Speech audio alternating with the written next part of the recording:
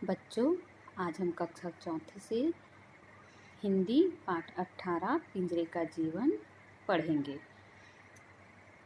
इसका कविता भी लय के साथ पढ़ेंगे, कठिन शब्दों के अर्थ भी देखेंगे और इसका अर्थ भी समझेंगे। पिंजरे का जीवन, जैसा कि इस पाठ का नाम है पिंजरे का जीवन। इसमें एक तोता जो है पिंजरे के अंदर कैद है और मैना जो है बाहर से देख रही है उसको और कहती है कि तुम्हारा जो जीवन है वह तो बहुत ही अच्छा है, लेकिन वास्तविक में चाहे वह मनुष्य हो या पशु पक्षी हो, इन सभी को बंधनों में रहना अच्छा नहीं लगता है। हालांकि मनुष्य जो है अपने स्वार्थवश या अपने मनोरंजन के लिए उसे कैद करके रख लेता है, लेकिन उनकी जो इच्छा होती है वो जो है स्वतंत्र रूप से विचरण करने की, घूमने की होती है। तो आज हम तोता और मैना के बीच जो बातें होती है उसको समझेंगे, पढ़ेंगे। तो कविता इस प्रकार है। पिंजरे के तोते से बोली छत पर बैठी मैना, बड़े मज़े से तुम रहते हो, बोलो ये सच है ना। इस कविता में छत पर बैठी हुई मैना पिंजरे के अंदर कैद तोते से कहती है कि तुम तो बड़े मज़े से इस पिंजरे के अंदर रहती हो, बोलो यह सच है ना।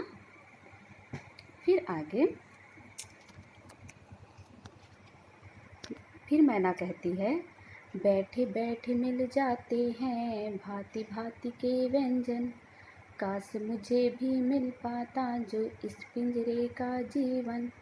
भांति भांति का मतलब होता है तरह तरह की, व्यंजन मतलब खाने की वस्तुएं। तो मैना कहती है कि तुम्हें तो बैठे बैठे ही यहाँ तरह तरह के खाने की चीज़ें मिल जाती हैं, काश मुझे भी तुम्हारे जैसा पिंजरे का जीवन मिल पाता। फिर आगे जो है मैना कहती है, भोजन और जल की तलाश में हम दिन रात भटकते, तब जाकर दो चार अन्न कण अपने पल्ले पड़ते। अन्न कण का मतलब है अन्न के दाने और तलाश का मतलब है खोज में। अब मैना कहती है तोते से कि हम तो भोजन और जल की तलाश में, उसकी खोज में दिन और रात भटकते रहते हैं, तब कहीं जाकर हमें अन्न के दो दाने मिल पाते हैं। उसके बाद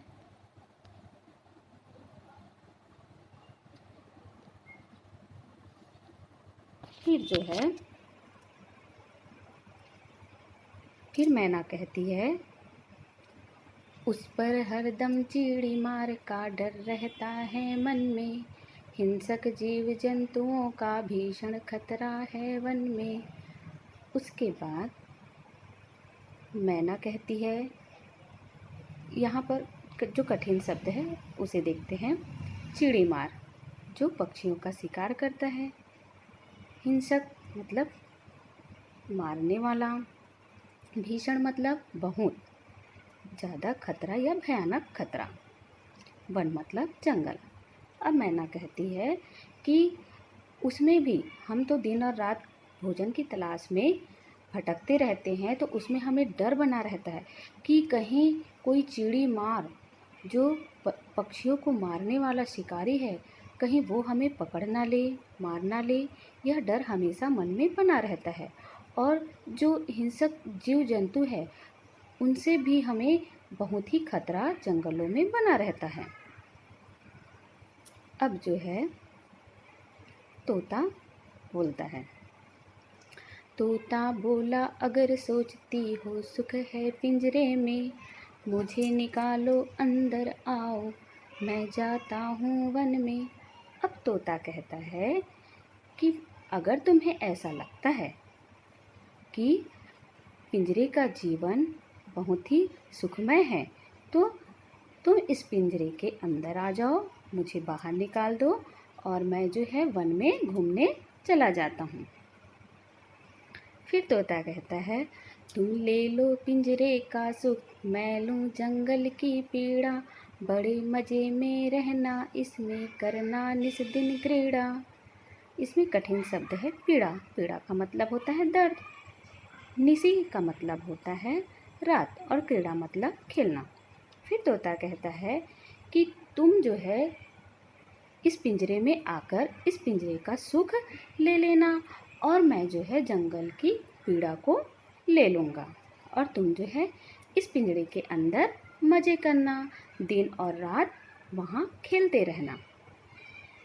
मैना ने खोला दरवाज़ा जैसे ही पलछिन में, मैना को अंदर कर तोता खुद उड़ गया गगन में।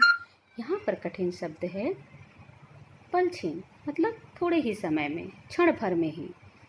फिर है गगन। गगन का मतलब होता है आकाश। इसका अर्थ है मैना जैसे ही दरवाज़ा खोलती है, पिंजरा खोलती है, तो क्या होता है कि तोता जो है जल्दी से ही, उसको क्षण भर भी नहीं लगते हैं और वह शीघ्र ही उस पिंजरे से बाहर निकल जाता है और मैना को अंदर कर देता है और वह खुद खुले आसमान में उड़ने के लिए चला जाता है। इसके बाद है, 4 दिनों में ही वह मैना अंदर तड़प रही थी, उड़ने को आकाश में ऊंची तबीयत फड़क रही थी।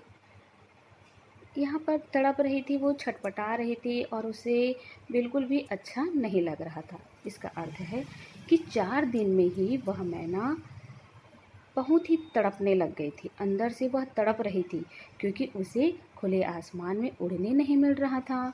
वह क्या हो गई थी, उस पिंजरे में कैद हो गई थी और ऊंचे आकाश में वह उड़ भी नहीं पा रही थी, इसलिए वह जो है फड़फड़ा रही थी कि मैं ऊंचे आकाश में कैसे उड़ूं।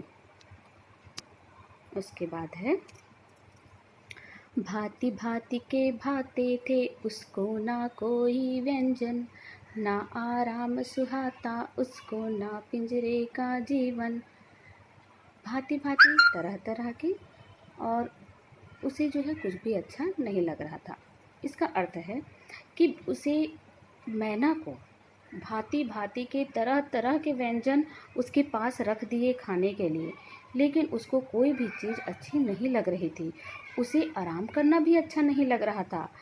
वह उस पिंजरे के जीवन से दुखी हो गई थी।